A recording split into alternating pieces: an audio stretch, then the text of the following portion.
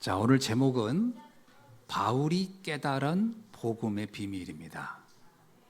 제가 에베소서 3장 1절에서 12절을 여러 번 읽다 보니까 하나님께서 이 말씀을 통해서 전하려고 하는 그 의도가 뭘까? 뭘 우리가 알기를 원할까? 이런 질문을 많이 하게 됐어요.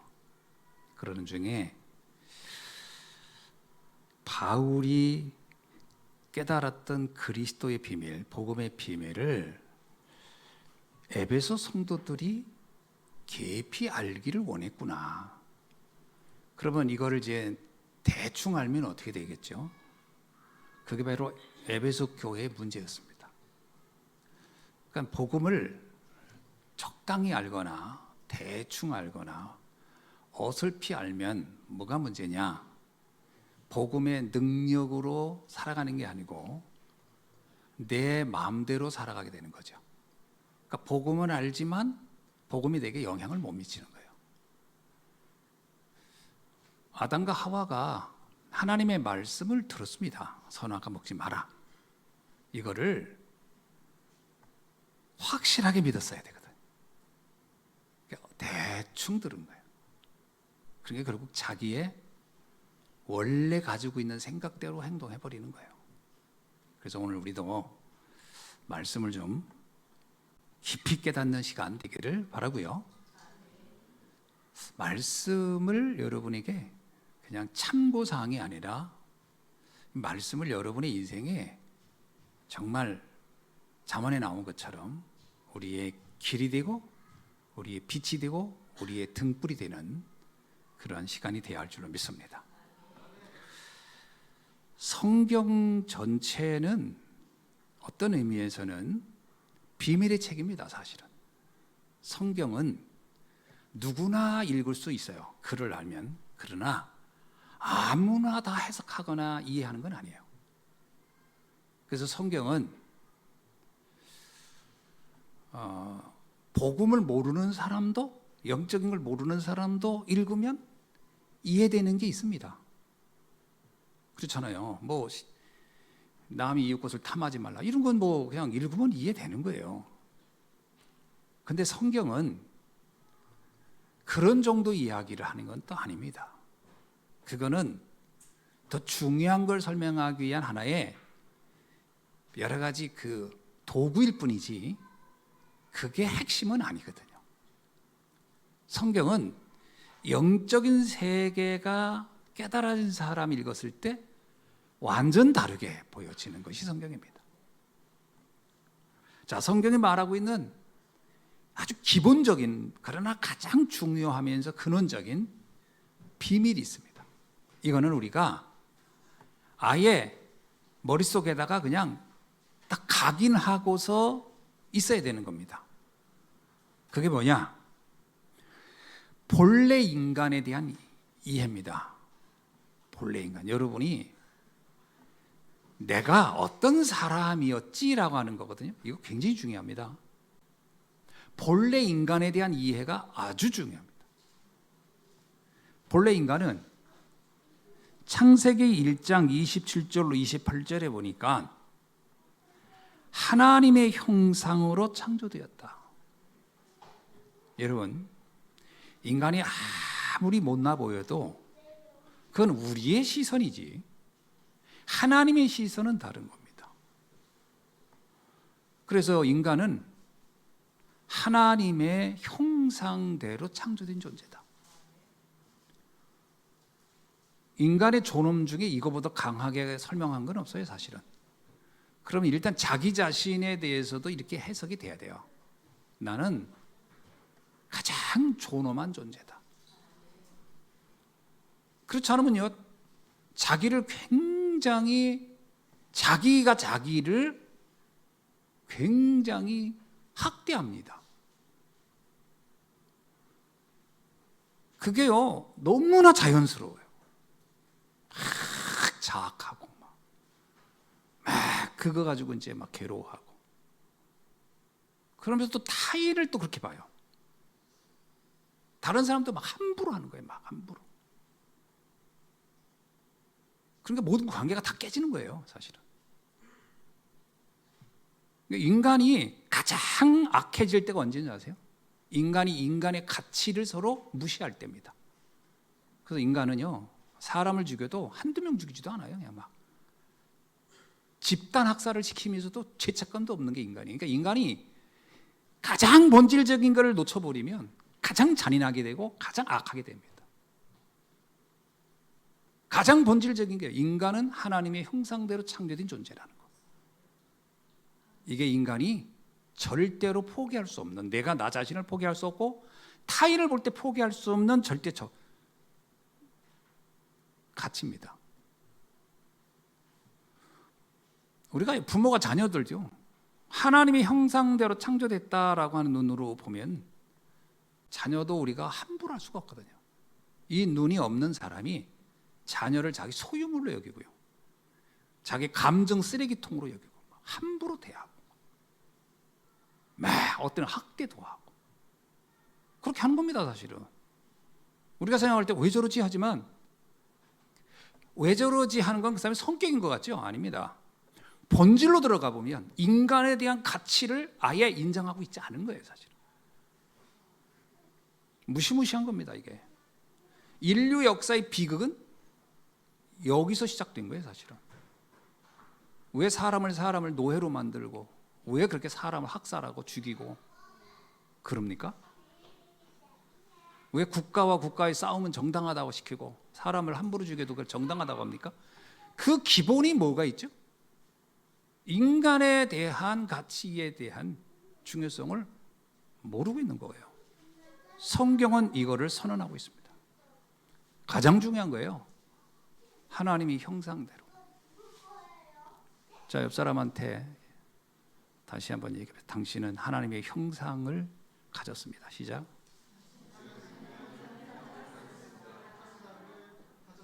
네, 그렇게 정말 믿어져요? 이렇게 쳐다보면서 형상이 왜 이 모양이 이렇게 생각하면 곤란합니다. 옆 사람을 볼 때 그 사람의 외모가 아닙니다. 하나님의 형상이라고 할 때는 그 사람 안엔 영적 가치에 대한 겁니다. 하나님의 형상, 하나님은 형상이 없어요. 그죠? 하나님은 원래 영이시잖아요. 하나님의 형상이 없으면 하나님은 어떻게 생겼어요? 그래서 설명할 길이 없어서 때로는 불이라는 표현으로 쓰기도 하고, 어떤 경우는 비둘기 같다고도 하고, 막 다양하게 하는 건 그냥 느낌이지 모양은 아닙니다. 하나님의 형상을 본 자는 어떻게 된다고 했어요? 죽었다고 그랬어요. 그러니까 여러분이 하나님 형상을 언제 보냐면 죽어서 천국 가면 볼 거예요. 같은 영의 수준이 되면. 그 전에는 볼 수가 없어요. 그럼 뭘 의미하죠? 우리 안에 영적인 존재라는 가치를 말하는 거예요. 인간은 가장 존엄한 이유가 영적 존재라는 거예요. 영적 존재라는 뜻은 또 깊은 의미가 있어요. 뭐냐? 하나님과 함께 하야만이 되는 존재입니다. 그거는 본능입니다. 모든 인간은 하나님과 함께 하도록 돼 있어요. 그래서 인간이 언제 행복하냐라고 하면 돈 많이 벌었을 때요? 그럼 모든 부자들은 다 행복할까요? 권력을 가졌을 때요? 그럼 권력 가진 사람은 다 행복할까요? 생각해 보세요. 얼굴 이뻐가지고 돈도 많고 권력 있는 사람을 만났는데 그게 행복의 절대 기준일 것 같으면 왜 그런 사람 중에 자살하는 사람은 왜 생기며 그 사람 중에 왜 마약하는 사람들은 왜 생길 것이며 왜 그런 겁니까? 행복의 기준은 거기 있는 게 아니에요. 그거는 약간의 편리함을 줄 뿐이지. 인간이 본질적으로 행복하다는 것은 뭐냐면 만족이거든요. 어떤 만족이냐면 있어도 상관없고 없어도 상관없는 절대 만족입니다. 상대적 만족 말고요. 절대적 만족은 세상에서 얻을 수 없는 겁니다. 근데 절대적 만족을 갖지 못한 사람, 그것이 뭔지 모르는 사람은 근본적으로 행복을 어디서 찾을까요? 어디서 찾아요? 상대적 만족에서 찾으려고 합니다. 어쩔 수 없습니다. 여러분, 저는 영적이지 않은 사람이 막 돈 따라가고 돈 있는 사람 좋고 이런 거는 굉장히 상식적입니다. 굉장히 그거는 당연한 겁니다. 돈이 없는 사람은 일단 연봉이 많아야 돼요. 복음 모르는 사람은 일단 돈 많아야 됩니다. 남자의 능력은 돈에 있어요. 권력에 있는 겁니다. 그러면 일단 영적인 거 몰랐다 그러면 돈 많은 남자, 권력 있는 남자 괜찮을 겁니다. 그러나 그것이 절대 만족이냐? 그렇지 않습니다. 그건 굉장한 양날의 칼과 같은 거예요. 그건 진짜 잘 써야 되지 알면 쓰면 그 무기가 돼버리는 거거든요. 원수가 돈 때문에 되는 거예요. 상처는 돈에서 와요. 원수는 권력 때문에 오고 원수도 권력 때문에 오는 겁니다. 그러니까 이게 잘 쓰면 좋지만 잘 쓰기가 쉽지가 않습니다. 여러분, 그래서 정치하는 사람은 다 원수가 있어요. 돈인 사람은 다 왼수가 있어요. 이해해야 됩니다. 이거는 칼의 양날과 같아요. 인간이 본질적으로 정말 절대적 행복은 어디서 오는가? 하나님과 함께 할 때입니다. 그래서 이걸 비밀이라고 하는 겁니다. 우리가 신앙생활을 왜 하냐라고 하면 근본으로 들어가 보면요, 절대적 행복을 체험하고 싶은 겁니다. 맞죠? 사람들이 이렇게 생각하더라고요. 아, 예수 믿어도 부자 되고 싶어요. 그래서 행복해지면 좋겠어요. 무슨 행복입니까? 그게 상대적 행복을 찾아가는 거예요. 신앙을 이용해서. 그거 굉장히 멍청한 짓이에요. 그건 불신자 방법을 쓰는 게 나아요, 차라리. 그럼 교회에 와서 부자 되려고 하지 말고요, 차라리 세상에 나가서 돈 많은 사람한테 아부해가지고 또 거기에서 인정받아서 돈 버는 게 낫습니다. 훨씬 낫습니다. 그게 속도가 빨라요. 굳이 여기 와가지고 우회하려고 하지 마세요. 하나님 기분 잘 이렇게 맞춰가지고 어떻게 좀 하나님이 어떻게 약간 좀 이렇게 나를 긍휼히 여기서 돈 좀 줄까? 뭐 이렇게 돌아갑니까? 하나님이 안 줄 수도 있고 또 더 너 정신 차려야 돼. 그래서 더 나를 더 빈곤하게 만들 수도 있는데 왜 그런 어려운 일을 찾아가요? 그렇게 가지 마세요. 차라리 그게 정말 필요하면 그냥 지름길로 가세요. 부자 찾아가세요. 권력자 찾아가세요. 그게 아니면 우리는 그거의 한계를 아는 사람인 거죠. 바울이 그런 사람이었어요. 바울이 그런데 행복이 있을 줄 알고 달려갔어요. 젊었을 때. 어느 날 알았어요. 아, 이게 여기서 행복이 올 수 없구나. 그래서 바울은 그것을 과감하게 내려놓은 겁니다. 근데 우리 오늘날의 성도들은요, 그거에 대한 미련을 못 버려요. 아니, 미련이 아니라 거기 집착한다고 할 수가 있어요. 막 집착해요, 거기에. 그거 참 신기하죠. 그 신앙인이 아니에요, 사실은. 껍데기가 신앙인이지 속 사람은 굉장히 육신적인 거예요. 그거는 이미 역사가 증명했어요. 절대 행복을 주지 않는다는 걸. 바울이 우리에게 입증했고, 하나님과 함께함이 정말 가진 사람에게 권력이 오면 어떻게 될까요? 다윗처럼 되는 겁니다. 그런 사람에게 돈이 오면 어떻게 될까요? 오바다 같이 하는 겁니다. 가이와 같이 되는 겁니다. 그러니까 하나님과의 관계가 완벽하게 돼야 돼요. 그러면 그 권력이나 그 재산이 하나님의 영광을 위하여 쓰여지도록 되어 있습니다. 그리고 그건 축복의 도구가 돼요. 그럼 하나님과 관계 자체가 안 돼 있는데 돈이 많다, 권력이 있다, 거의 시한폭탄을 안고 있는 겁니다. 그걸 어떻게 관리할 거예요, 그게? 사람은요, 그거를 초월하는 힘이 없으면 거기에 매여버려요. 그래서 권력의 종이 되고 돈의 노예가 되어버리다. 그러다 가는 거예요. 그걸 뛰어넘을 수 있는 힘이 어디서 와야 된다? 하나님과 함께하는 데서 와야 합니다. 그래서 우리는 점검해야 돼요. 가장 근원적인 것이 가장 중요하다는 거예요. 이것부터 바르게 돼 있어야 됩니다. 이게 정립이 안 돼 있는 상태에서 자꾸 뭘 해보려고 해보세요. 다 그거는 정말 모래 위에 집을 짓는 거예요. 모래 위에 집을 짓는 겁니다. 사실은 하나님과 함께하는 임마누엘이라는 것이 내 인생에 가장 행복한 것이라고 고백할 수 있어야 됩니다. 이건 전 렘넌트도 마찬가지입니다. 우리 청소년들이 난 하나님과 함께하는 것이 너무 행복해요 라고 하면, 그런 아이가 가정을 봤을 때 가정이 어렵다, 상처 안 됩니다. 부모님이 이상하다, 상처 안 됩니다. 그렇죠? 그런 아이가 돈이 많다, 교만하지 않습니다. 그런 아이가 너무 똑똑해 사람들 사이에 명예를 가졌다, 그 아이는 이상해지지 않습니다. 하나님과 관계가 가장 먼저 돼 있어야 돼요.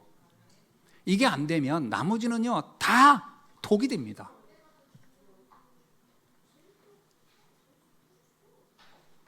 하나님과의 관계인 참 복도 모르는 사람이 세상의 것을 다 가져버리면 그건 감당 안 됩니다. 그래서 하나님은 우리에게 가장 먼저 무엇을 회복하기를 원하느냐?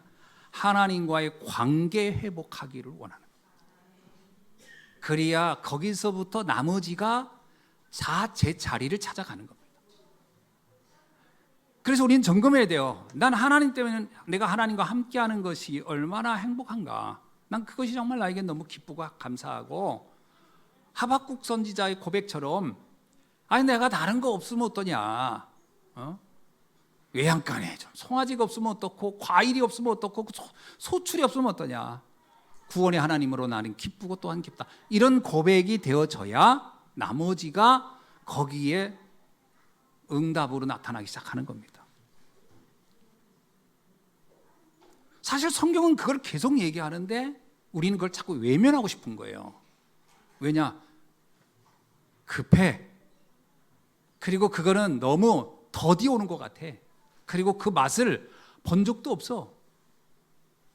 자꾸 세상 사람들이 하는 얘기에 귀는 당나귀처럼 커져가지고 그것만 들리는 거예요. 그 소리만. 누가 돈 벌었다 하면 막 그러니까 눈이 걸로 다가 있고, 누가 좀 뭐 했다 그러면 걸로 다가 있고. 그러니까 나는 어떻게 봐요?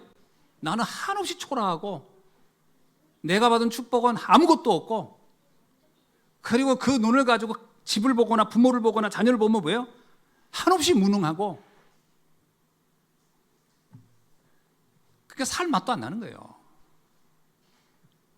그러니까 살아있으나 삶이 지옥처럼 돼버리는 거예요. 어떻습니까? 왜 우리의 삶에 만족이 없는가? 근원적으로 내가 행복을 추구하는 기준이 틀렸기 때문에 그렇습니다. 그게 틀리면 절대 행복은 안 와요. 뭐만 오는 줄 아세요? 낙심만 오고, 그리고 서운함만 오고, 그리고 자꾸 실망만 되고 상처만 얻습니다. 하나님과 관계 회복이 어떤 면에서 신앙생활에서요 가장 중요한 거거든요.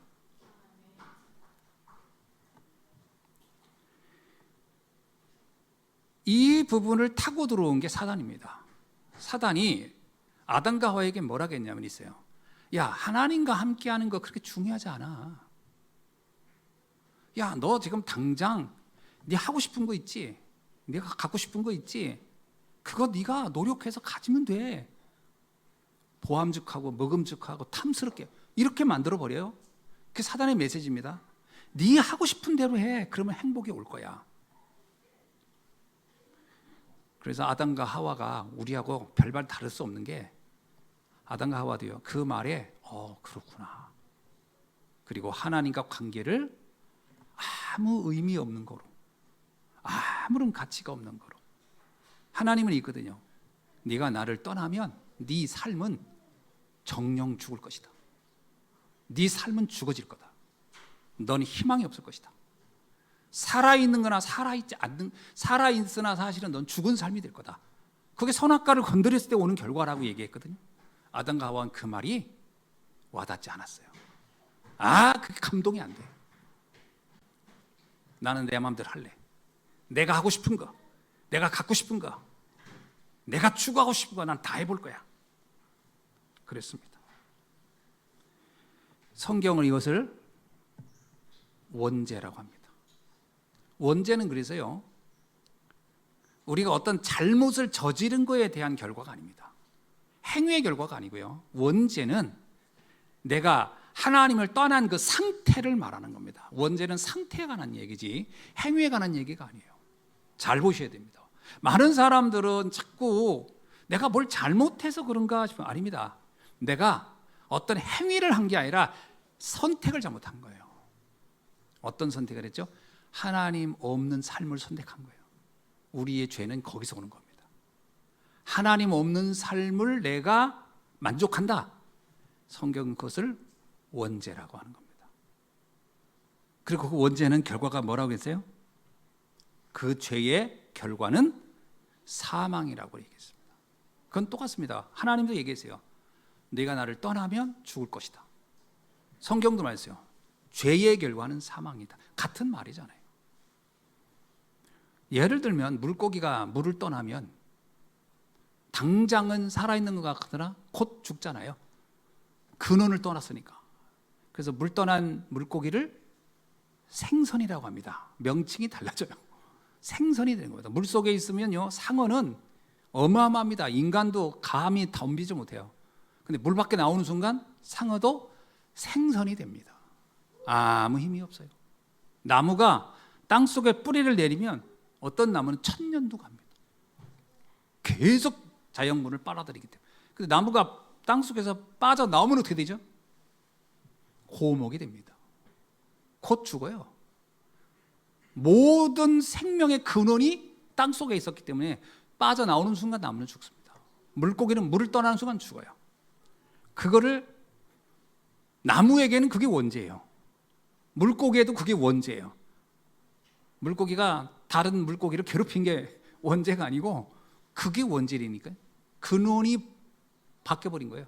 인간도 마찬가지입니다. 하나님을 떠나버리면 그때부터 인간에게는 수만 가지의 문제가 막 다가오는 겁니다.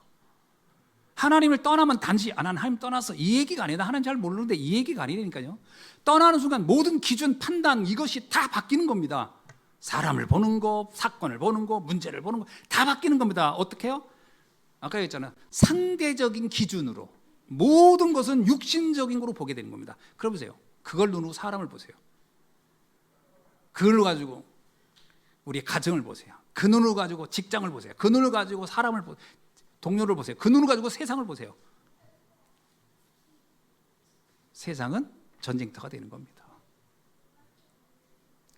그래서 오는 결과가 사망이라고 하는 겁니다. 인류의 역사는 전쟁의 역사인데 전쟁의 역사의 뿌리는 하나님 떠난 데서 시작된 거라고 봐야 됩니다.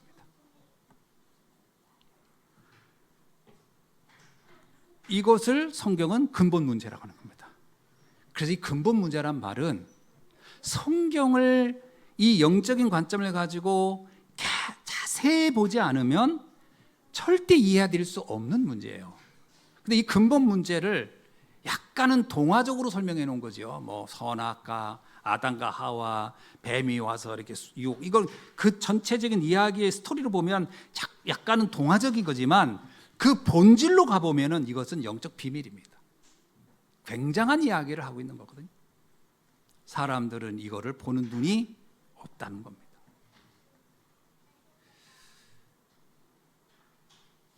이 근본 문제는 사람들이 해결 못합니다. 이게 문제입니다. 우리가 근본 문제는 해결을 못해요. 하나님을 떠나서 그 영이 죽은 인간이 그 영의 근원을 우리 스스로 찾아갈 수가 없어요. 그래서 오는 것이 우상숭배입니다. 사람은 왜 우상숭배하느냐? 괴로워서 하는 거거든요. 사람들이 왜 이상한 걸 섬기냐? 왜 사람들이 막 뭐 이상한 데 집착하냐? 괴로워서 그런 거예요. 괴로워서. 뭘 해도 막 고통스럽고 이래도 고통스럽고 이래도 안 되고. 그래서 이거를 표현을 기가 막히게 했어요. 뭘 해도 안 되니까 표현을 하나 만들었어요. 네 사주팔자다. 사람들이 제일 많이 쓰는 단어가 운명사주팔자예요. 그건 우리나라만 쓰는 게 아니고요. 동서고금을 막론하고 그 단어는 씁니다. 표현이 다를 뿐이지. 네 운명이야, 네 사주야, 네 팔자. 그렇게 넌 태어났어. 어떻게 고통당하다가 하도록. 그렇게 생각한다니까. 왜? 해결책이 없어서 그런 거예요. 운명사주팔자라는 말은 무슨 뜻이죠? 그 고통을 벗어날 방법을 모른다 할 때, 모르기 때문에 하는 단어거든요. 그게.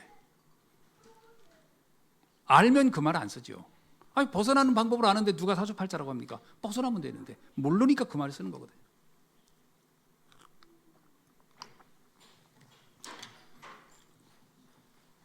하나님은 인간이 처음부터 여기에서 빠져나올 수 있는 길을 알 수 없다는 걸 알았어요. 그게 인간이 가지고 있는 하나님의 형상을 지녔으나 육신을 지니는데 갖는 한계입니다. 그래서 하나님이 인간에게 중요한 답을 알려줍니다. 그것이 바로 창세기 3장 15절입니다. 여자의 후손. 이거는 정말 어마어마한 말씀이죠. 성경 66권을 추리고 추려서 한 단어로 정리하라. 그러면 여자의 후손이라는 단어 안에 다 들어있는 겁니다. 그럼 도대체 여자의 후손이란 말이 뭐죠? 이 여자의 후손이란 말은 그리스도와 동일어입니다. 동일어예요. 그러니까 여자의 후손이어서 뱀의 머리를 짓밟을 것이다. 이 말은 뭐예요? 사단의 모든 전략을 무너뜨릴 그 구원자가 올 것이다라는 말이잖아요. 그걸 다른 말로 말하면 그걸 우리는 구원자 또는 그리스도라고 하는 거죠. 그래서 여자의 후손과 그리스도는 동일어입니다. 하나님이 인간의 근본 문제를 해결할 완벽한 답으로 주신 선물이 그리스도입니다. 그리스도 안에 모든 비밀의 답이 다 들어있습니다. 자, 여기에서 어렵다고 하는 거예요. 아니, 예수 그리스도 안에 모든 답이 있다는 말이 알쏭달쏭하다고 하는 사람들 많더라고요. 잘 모르겠다라는 거예요. 아니, 그러면 예수 그리스도 그냥 교회를 오래 다니면 예수가 그리스도인 거 알지. 그런데 왜 나는 계속 문제에서 못 빠져나올까요? 라고 할 때, 그러면 내가 알고 있는 예수 그리스도와 성경에 말하는 예수 그리스도는 뭔 차이죠? 라고 할 수도 있거든요. 그래서 뭐라고 하냐면 믿어봐야 별거 없네 그러거든요. 이게 이제 우리만 이게 이래서요 이제 참 성경책이 이렇게 두꺼워진 겁니다. 왜 두꺼워졌냐? 그냥 예수가 그리스도야라고 해서 답이 날 것 같으면 두꺼워질 필요가 없어요. 근데 예수가 그리스도라고 했는데 사람들이 모르겠다는 거예요. 도대체 예수가 그리스도인데 왜 내 삶은 왜 이렇게 그냥 이대로 고통스러울까요? 성경을 잘 봐라. 그리스도를 어떤 식으로 이해했는지, 성경을 잘 봐라. 그리스도를 어떻게 적용했는지, 성경을 잘 봐라. 그리스도를 어떻게 내가 믿고 어떻게 확신하는지, 그게 모든 사람의 유형에 따라서 사실은 굉장히 디테일하게 설명을 해놓은 거예요. 이해되시나요? 그러니까 성경을 모른다는 것은 그리스도를 이해할 수 있는 범위가 굉장히 협소할 수밖에 없어요. 예수는 그리스도 해놓고 말씀을 전혀 읽어보지도 않고 그거를 묵상도 안 해본다. 그냥 뭐 주문이 오듯이 신앙생활 하는 거예요. 그냥 주문이 오듯이. 그게 무슨 신앙입니까 그게? 그건 신앙이 아닙니다. 그건 신념이지. 난 예수를 그리스도 믿었어. 그러면 잘 되겠지. 그건 신념입니다. 신념은요, 그냥 내가 그렇게 되고 싶은 거지. 되고 싶어도 되든가요? 되고 싶어서 되지 않아요. 그러니까 뭐라고 하냐면, 나는 믿었는데 안 된다는 거예요. 자세히 얘기 들어보면요, 성경에 대해서, 말씀에 대해서 알고 있는 게 너무 유아한 거예요. 너무 유아틱해. 그러니까 어린아이 같은 거예요, 어린아이. 그러니까 어린아이는요, 소화도 시키지 못하잖아요. 성경에 나오잖아요. 내 신앙이 어떻게 어린아이 같냐. 그래가지고 뭘 하겠냐. 여러분, 어린아이한테 역할을 맡겨보세요. 할 수 있나? 아무것도 못해요. 어린아이한테는. 어린아이한테 무슨 얘기만 해보세요. 삐져가지고 막 상처받고 막 그래요. 어린아이 특징이 뭔지 아세요? 그 전반적인 통찰할 수 있는 그 깊은 넓은 폭을 갖고 있지 못하다는 거잖아요, 머리에. 그걸 어떤 사람이 그러더라고요. 지능이 떨어진다고. 어린아이의 특징은 지능이 떨어지는 거거든요. 신앙의 영적 지능이 떨어지면요, 못 알아듣는 겁니다, 성경 말씀을. 지능을 높여야 돼요. 어떻게 높이죠? 말씀에 집중해야 돼요. 말씀에 집중하셔야 됩니다. 그러면 하나님의 말씀이 막 살아 역사합니다. 이야, 이러구나. 내 사건이, 내 삶에 하나님의 말씀이, 그리스도가 답이 되는구나. 오늘 그리스도가 여러분의 인생에 답이 될 수 있길 주의 이름으로 축원합니다. 답이 안 되면요, 방황합니다. 답이 안 되면 갈등합니다. 답이 안 되면 시험 듭니다. 답이 안 되면요, 무너집니다. 신앙생활을 하다가 갈등하고, 신앙생활을 하다가 무너지고, 신앙생활을 하다가 넘어지는 사람들 있죠. 복음이, 말씀이 내게 답이 안 되는 거예요. 인격으로 버티는 거예요. 쉽게 말하면 나름 고집 있게 그냥 뭐 좋은 날 오겠지 버티는 거란 말이에요. 버티는데도 한계가 있지. 그러니까 이런 분들이 나중에 어떻게 되냐, 돌아가실 때 이렇게 얘기하는 거예요. 믿어봤더니 다 별거 아니더라, 이 말하고 가시는 거예요. 그게 버틴 사람의 마지막 표현이에요. 믿어봤는데 별거 없더라. 신앙생활을 버티면 큰일 납니다. 버티면 안 돼요, 여러분. 제가 그런 분들 종종 봤거든요. 믿어봤는데 별거 아니더라. 아, 이건 버틴 겁니다.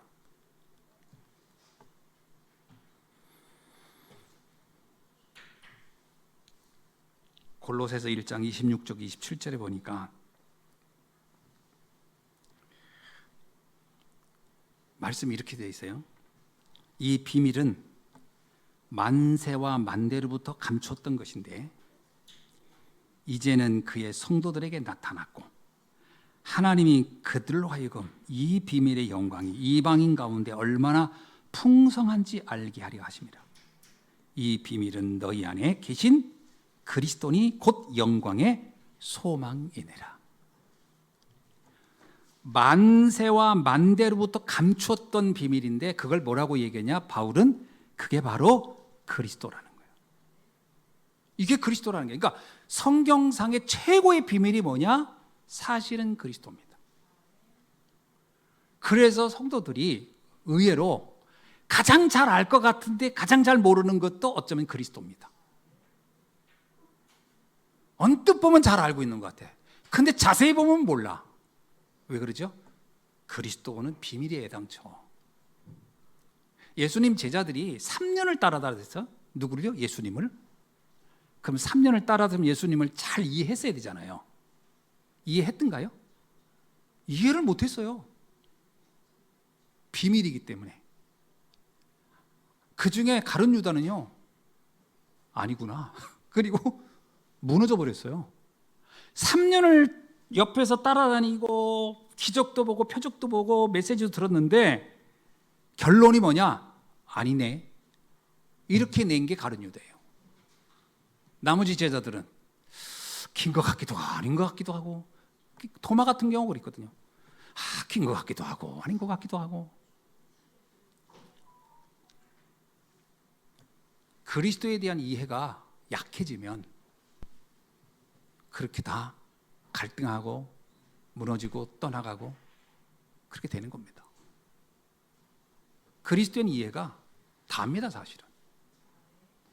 자, 바울이 깨달은 복음의 비밀을 봅시다. 바울은 이렇게 얘기합니다. 나 어느 날 나는 알았다는 거예요. 복음을 나가 깨달았다는 거예요. 여러분 잘 알잖아요. 바울이 다메섹을 가다가 크리스찬들을 핍박하러 가다가 부활의 주님을 만나서 그때 완전히 뒤바뀐 사람이 바울 아닙니까? 그걸 오늘 에베소 2장 8절에서 뭐냐면 그게 내겐 은혜였고 그게 내겐 하나님의 선물이었다. 은혜와 선물로 나는 알게 됐다. 참 이게 정말 어려운 일. 그래서 비밀입니다. 여러분 그리스도가 왜 비밀이냐면요, 그리스도는 누가 설명을 잘해서 깨달은 것도 아니에요. 사실은 기가 막히게 무슨 내가 머리가 좋아서 깨닫는 것도 아니에요. 바울은 말합니다. 은혜였고 선물이었다. 저는 근데 은혜였고 선물은 맞는데 누구에게 하나님은 그 은혜와 선물을 줄까? 성경을 잘 보면요, 하나님은 은혜와 선물을 누구한테 줬냐면요, 스스로 나는 문제없어 하는 사람한테는 그 은혜와 선물이 잘 안 간다는 거예요. 그래서 예수님도 그러잖아요. 내가 스스로 죄인인 걸 인정하고 내가 병자인 것을 인정해야 의사가 그에게 가서 도와주고 고치듯이 하나님도 네가 스스로 나는 정말 하나님의 은혜가 필요합니다 하고 간절할 때 주의 은혜와 선물이 네게 나타나지 않겠는가?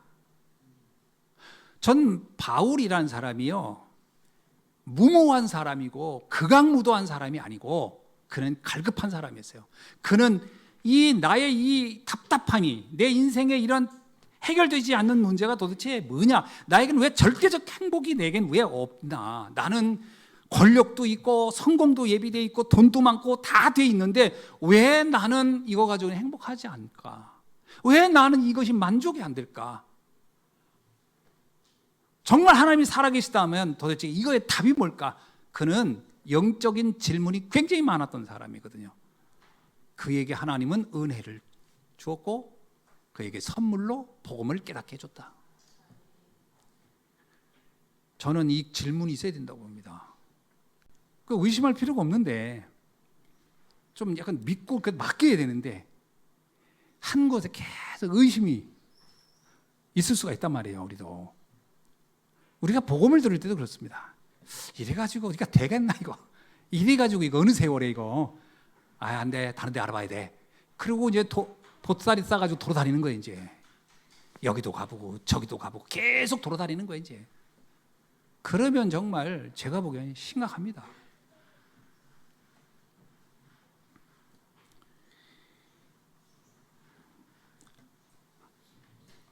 주의 은혜를 사모하는 여러분에게 주의를 축원합니다. 정말 하나님의 은혜가 필요하다고 고백을 해야 돼요. 나는 주의 은혜가 필요한 사람이구나. 그래서 고린도서 12장 3절에도 말하기를 성령의 도움으로만 알 수 있다 그러거든요. 여러분이 성령의 도우심을 구해야 됩니다. 그리고 말씀을 읽을 때도요, 하나님께 성령을 구하고 이 말씀을 통해 하나님 뭘 말씀하시려고 하는 건지 질문하면서 말씀을 봐보세요.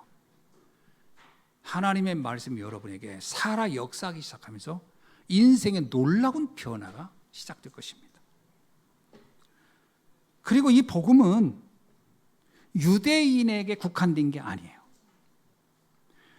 골로새서 아까 읽은 26절 27절에 보면 이 비밀의 영광이 이방인 가운데도 나타나기를 원한다.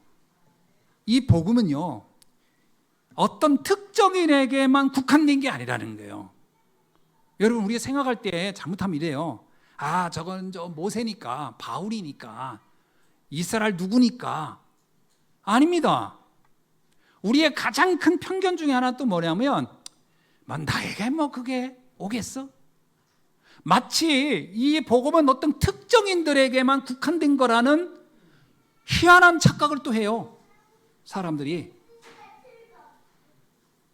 안 그런 겁니다. 모든 사람에게 허락된 거예요. 애당초 하나님 이 복음을 유대인들에게만 주려고 한 게 아니니까요. 모든 인류의 사람들에게 주고 싶어서. 그럼 모든 사람들이 원하면 다 되는 게 돼 있다니까. 동일한 응답을 받게 돼 있습니다. 그래서 유대인들의 가장 큰 착각은 바로 이 부분이 있었던 거거든요. 복음을 독점하려고 했었단 말이에요. 우리에게 필요하고 우리를 위한 것만이야. 그것부터가 잘못됐고, 또 많은 이방인들이 오해하는 게 중에 뭐냐면 이 복음이 나에게 과연 의미가 있을까? 그렇지 않습니다. 가끔 우리가 그래서 간증 들어가지고는 은혜 못 받는 것 중에 하나가 뭐냐면, 아유, 저 사람이니까 저렇겠지. 그래서 간증은 사실 큰 도움이 안 돼요. 내가 하나님 앞에 여러분이 정말 원하면, 여러분이 은혜를 구하면 주의 성령께서 역사하실 줄로 믿습니다. 두 번째는 복음은 모든 민족에게 증거되기를 원한다는 거예요. 왜냐? 이거는 모든 사람에게 답이 되니까. 여러분, 이게 넓게 말하면 선교고 전도지만 가깝게 말하면요, 내 가까운 사람 누구든지 그 모든 사람에겐 이게 답이 되는 겁니다. 여러분 생각을 하셔야 돼요. 어떤 사람이 심각한 문제를 가지고 고민을 한답니다. 뭐 이것이 어떤 경제 문제든지 건강 문제든지 인간관계든지 뭐 다양하게 있을 수 있겠죠. 그럼 우리는 이런 생각을 합니다. 아유, 저 사람에게는 이게 답이 되겠어? 이런 생각을 하거든요. 그래가지고 내가 판단을 해요. 이 사람한테는 답이 안 될 거야. 아닙니다. 복음은 모든 민족이 알기를 원하는 거예요. 그러면 내 주변에 있는 모든 사람도 다 답이 된다는 거예요. 하나님의 뜻은 특정 민족이나 특정 인간에게 국한되어 있지 않습니다. 모든 나라, 모든 민족, 모든 사람입니다. 신분, 고하, 여하를 막론하고요. 똑똑하든 무능하든 질병이 있든 아무 상관없어요. 여러분, 오네시모 같은 죄인도 복음이 답이었고, 성전 미문의 안진뱅이 평생을 거지같이 살았던 그 사람에게도 복음은 답이었습니다. 답은 그가 황제의 자녀도 상관없어요. 그게 설사 황제라도 상관없어요. 모든 사람에게 하나님의 말씀은 답이다라는 겁니다. 여러분이 꼭 확신 갖기를 주의 이름으로 축원합니다. 그래야 여러분이 담대하게 복음을 전할 수가 있어요. 왜 복음 전하는 걸 주저하느냐면, 아유, 뭐 이 사람에게 이게 뭐 답이 되겠어? 그게 사실은 불신앙인 것이고 나의 영적 무지입니다. 사실은 모든 사람에게는 답이 돼요. 그럼 이렇게 질문할 거예요. 목사님, 했던데 그 사람은 답이 안 된다고 하대요. 그거는 내 잘못이 아닙니다. 그 사람이 그걸 거부한 것이 문제지. 그죠? 그건 그 사람의 문제지 내 문제가 아니란 말이에요. 나는 이 사람인지 저 사람인지 우리는 판단을 못해요. 그래서 모든 사람에게 복음을 전해라. 또 하나는 지금도 이 복음을 가장 가로막는 존재가 있다는 거예요. 여러분 잘 보셔야 돼요. 복음을 전하라고 한다고 하는 것도 있지만 복음을 막으려는 세력도 있다는 거예요. 여기에 우리는 늘 알고 있어야 됩니다. 그래서 성경은 말하기를 고린도후서 4장 4절에 그중에 이 세상 신이 믿지 아니한 자들의 마음을 혼미하게 하여 그리스도의 영광의 복음의 광채가 비치지 못하게 한다. 불신자들은요, 사단이 준 메시지, 아담과 하와에게 줬던 그 메시지 있죠. 네가 노력하면 돼 라는 메시지가 일단 먼저 다 각인되어 있다고 봐야 돼요. 그들과 내가 지금 영적 싸움이며 메시지 싸움을 하는 거예요. 인정을 해야 돼요. 아, 저 사람은 틀린 메시지로 각인되어 있구나. 사단이 그의 마음을 혼미하게 붙잡아 놨구나. 자, 그걸 알고 시작하면 어때요? 지금부터는 이 사람과 내가 영적 전쟁을 하는 거다. 영적 전쟁을 선포하고 전쟁을 해야지. 전쟁해야 할 군인이 이 전쟁은 못 이길 전쟁이네. 나는 안 싸워. 나는 여기서 돌아설래. 무슨 군인이 그래요. 싸워야 하는데 싸워서 승리를 해야지. 싸우러 갔다가 난 안 싸울래 하고 오면 뭔 그 군인입니까? 그게 전쟁을 놀러 간 거지. 군인은 싸워야 되는 겁니다. 그럼 어떻게 싸워야 돼요? 우리에게 전신갑주를 주시고 우리에게는 말씀의 무기 검을 주셨잖아요. 기도의 무기도 주셨잖아요. 그럼 우리는 어떻게 해요? 그 현장을 놓고 기도하는 겁니다. 영적 전쟁의 시작은 기도입니다. 어떻게 시작해야 될까요? 주여, 저 사람의 마음을 혼미케 하는 저 흑암이 무너지게 하옵시고 그 인생의 완벽한 답이 되는 이 복음이, 하나님의 말씀이 들어갈 수 있도록 역사하여 주옵소서. 이렇게 기도해야 되겠죠. 그리고 기회가 되면 말씀을 넣어줘야 되겠죠. 그래야 이 전쟁에 승리하게 되는 겁니다. 자, 예를 들어서 내가 우리 직장에 또는 우리 가정에 정말 말할 수 없는 갈등을 일으키고 문제를 일으키고 고통을 일으키는 사람이 있다고 합시다. 근데 그 사람에게 무슨 말만 하면 전혀 먹히지가 않아. 하여튼 이게 도대체 이게 씨알도 안 먹혀. 그럼 어떻게 할 겁니까? 포기할 겁니까? 에이, 이건 그래, 너 그렇게 살다 지옥이나 가라. 그럴 겁니까? 우리 교회 냉정하고 독합니까? 어떻게 해야 돼요? 전쟁을 선포해야죠. 이건 내 영적 전쟁의 현장이다. 이 현장은 지금 나보고 싸우라는 거다. 그리고 여기에 나는 군인이다. 군인이 이 전쟁을 피할 수 없는 거다. 하나님이 내게 이 현장을 맡긴 거다. 오늘부터 나는 첫날 전쟁을 선포한다. 그리고 기도하고 하나님, 언젠가 이 현장에 말씀이 들어갈 수 있도록, 이 사람이 말씀을 받아들일 수 있도록, 그날까지 저는 이 기도를 멈추지 않겠습니다. 그 싸움이 시작돼야 되지 않겠어요? 그래야 그 현장에 그 복음이 들어가서 사람을 바꿔놓으면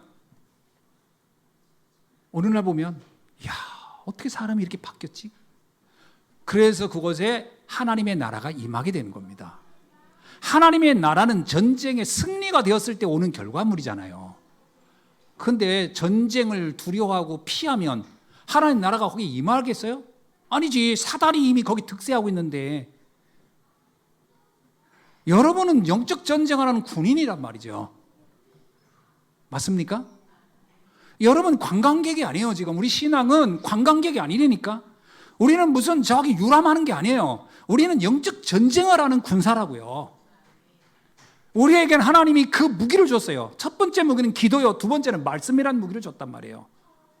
이 무기를 활용해야죠.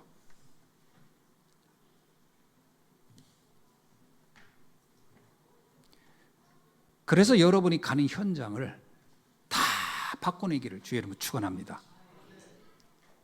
아멘이죠? 확신을 가지세요. 주님이 말씀했어요. 예수님이 70인 제자 보내면서 얘기하잖아요. 너는 귀신을 꺾는 권세를 내가 주었다. 아멘이죠? 이미 여러분은 싸울 수도 없고 가면 백전백패할 사람인데 나보고 뭔 싸움을 하랍니까? 그러면서 보낸 게 아니라니까. 하나님이 군인을 보낼 때 하나님은 영적 훈련을 시켜서 보낸 거예요. 그래서 여러분이 복음을 알고 기도를 알기 때문에 사실 어떤 면에서는요, 현장과 싸울 준비가 다 된 거예요. 근데 자기 자신을 그렇게 훈련소에서 훈련을 받았는데, 지금까지 30년 받았는데, 자 이제 현장에서 전쟁하십시오 했더니 뭐라는 줄 알아요? 저는 민방위 같아요. 그러고 있으면 안 되는 거예요. 과감하게 확신을 갖고 전쟁을 선포하기를 주의 이름 축원합니다. 하셔야 됩니다. 이제 더 이상 뒤로 물러설 것도 없습니다. 세 번째는 뭐냐? 이 싸움을 승리할 수 있도록 하나님이 우리에게 뭘 주셨다? 교회를 주신 겁니다. 교회는 뭐냐면요, 여러분이 이 땅에서 주신 그 어마어마한 능력과 축복을, 그리고 그 엄청난 영적 전쟁을 승리할 수 있도록 도우라고 후방 지원 부대가 된 거예요. 사실은 이 교회는요, 교회를 세울 때 이렇게 했습니다. 마태복음 16장 18절에 흑암의 권세가 절대 이기지 못하리라 그랬어요. 뭐를요? 교회를. 다시 말하면 예수가 그리스도라는 고백을 한 그 믿음을 가진 성도를 우린 교회라고 했을 때, 또 그들이 모임이 교회라고 했을 때, 그들이 모여서 예배드리는 곳이 교회라고 했을 때, 이 교회는 흑암이 절대로 이길 수 없다. 무슨 얘기예요? 하나님이 승리할 수밖에 없는 능력을 주었다는 거예요, 교회가. 그럼 왜 교회한테 이 말을 했을까요? 흑암의 권세가 너희를 절대 이길 수 없도록 한다 이런 말을 왜 했을까요? 이유는 우리가 앞으로 해야 될 사명 때문에요. 영적 전쟁을 해야 될 일을 두고 주신 말씀이란 말이에요. 그럼 우리 교회가 여러분이 영적 전쟁을 하는데 어마어마한 이제 영적인 힘을 공급해 줄 것이다라는 거죠. 우리가 주일날 예배에 왜 드리죠? 와서 예배를 드릴 때 말씀을 딱 듣다 보면 이렇게 생각해요. 내가 내 이 영적 전쟁을 내가 소홀히 했구나. 다시 시작해야 되겠다. 이런 마음도 갖게 되고, 그래, 나는 이런 힘이 이미 있는데, 나는 이 싸움을 이길 수 있는 준비가 다 됐는데 내가 그걸 좀 착각했구나. 그리고 다시 힘을 얻고 능력을 얻고 그리고 현장하게 나가는, 현장에 힘을 공급하는 것인 줄 믿습니다. 그게 교회예요, 사실은. 그래서 교회의 축복을 여러분 마음껏 활용해야 돼요. 예배를 왜 드리라고 하느냐면 하소연하기 위해서 오는 게 아닙니다. 힘을 얻고 무장해서 나가라고 하는 거예요. 그래서 교회가 이 영적 힘을 얻는, 무장할 수 있는 힘을 공급처가 돼야 되는데, 성도들이 그러한 언약적 기본 이 부분에서 이걸 상실하면요, 에베소 교회처럼 되는 거예요. 분쟁을 해버리는 거예요. 분쟁을 계속 사소한 거로. 그러면요, 사단은 너무 좋아하지. 나하고 싸울 생각을 안 하는구나. 쟤들은 자기들끼리 싸우느라고 시간을 다 보내는구나. 사단이 얼마나 기뻐하겠어요. 하나님이 주신 교회의 사명, 그 사명 중에 최고의 사명이 뭐다? 복음을 가지고 현장을 살리는 겁니다. 여러분의 현장은 사실 여러분에게 밥입니다. 여호수아 갈렙이 가나안 정탐을 시켰을 때 가서 하고 온 얘기예요. 그들은 우리의 밥이다.